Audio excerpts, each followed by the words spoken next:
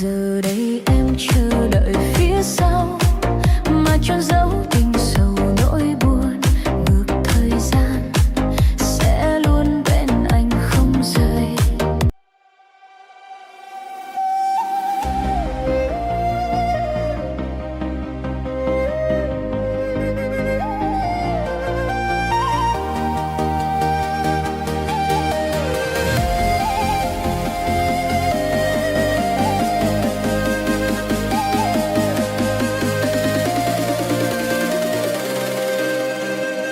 Gió cuốn lệ rơi hoa tàn, sao chàng bước đi chẳng nói với em.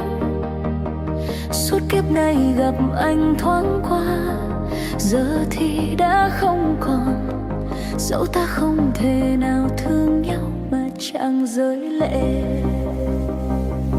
Bóng tối mặt trăng soi đường, con đường tang tối chẳng có bóng anh.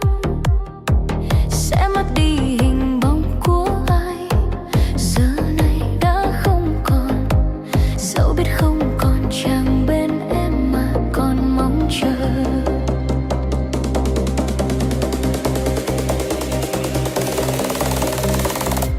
Giờ đây em chờ đợi phía sau mà chôn giấu tình sầu nỗi buồn. Ngược thời gian sẽ luôn bên anh không rời. Phải chăng ta giờ đã hết duyên mà thực tế đã hết nợ, đã kết thúc tất cả một mình phải gánh.